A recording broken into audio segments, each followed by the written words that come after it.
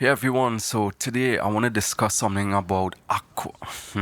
Makes no sense trying to say that anymore. I already got this strike on my channel, can't do anything about it. So I want to discuss something about Furina and what I've been seeing a lot of people been stating lately. And it's that she is the weakest Archon to date, which is kind of puzzling to me. Obviously, law is law and you can't do anything about it. They actually think that this Archon is the weakest Archon to date in the game-wise. I think I don't know, it feels like there's a shepherd and they're just leading the sheep, and whoever they look up to and whatever that person says, they immediately believe it and it changed their entire mindset towards a specific topic or a specific unit in this case. Firstly, I want to say that no specific unit in this game could break its system so bad to a point where a player who can't 36-star the Spiral Abyss will immediately and have zero problem to do so. Majority of the time I used to do that. I used to base how good a character is based on the Spiral Abyss. If we had to do so, then every single patch where we get a new Spiral Abyss, then you will have to reanalyze each and every one of the units that you have on your account or every unit that's released in the game. There are specific times where I know a character, let's say for instance Hu Tao, which is one of the strongest DPS in this game, struggles a lot in the Spiral Abyss, and that's just the nature of the game. There are lots of times where Venti, he just sucks, and then there are times where he is like one of the most broken units to just step on the floor there, and it confuses me when they say that he was power creep by Kazuha. No, it's just that the content sometimes changes to something else where he isn't the most reliable unit to bring to that floor. Whenever Genshin brings out or releases a unit that's just too good for the game, you will notice that soon after they always release some form of content that goes against them. If they didn't do that for Venti, then up to now he would just be the single most strongest unit in this game. You won't believe this, but even Raiden fell victim to this. It wasn't till when Denjo came out that she became a lot more relevant than what she was. Raiden at C0 was being carried a lot by the Jiangling national team, which where yes, she helped the team by bringing some energy to them, but she wasn't like the best option for them. I can't tell you the amount of times I've come across people that have been stating that Zhongli sucks, where bringing his shield or just having a shield in a specific team is just not needed. I'm sure you could count a lot more teams that doesn't need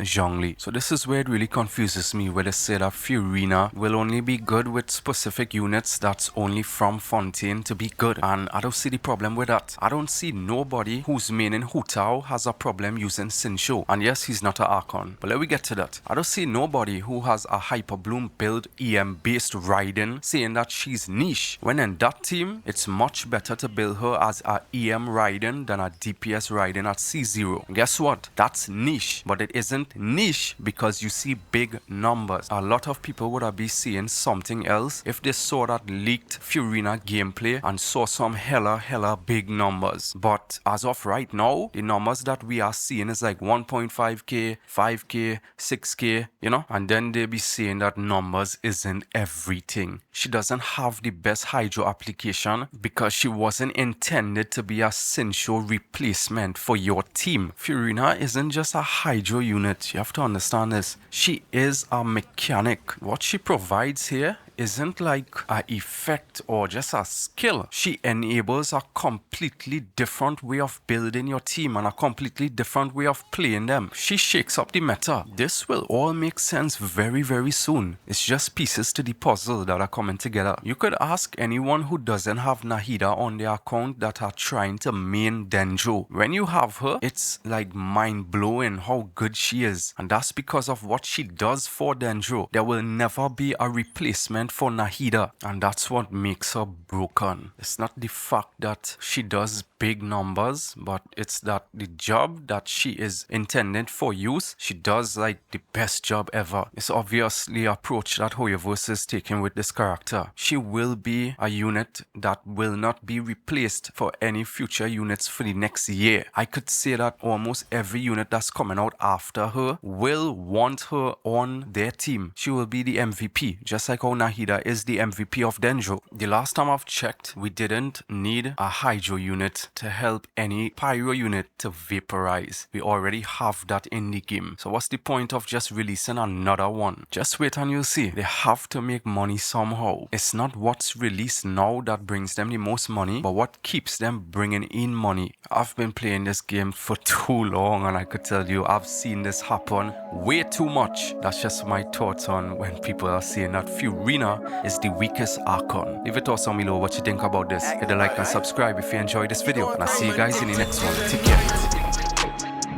Stars shining really, moon visions in my sight, landing nowhere within sight.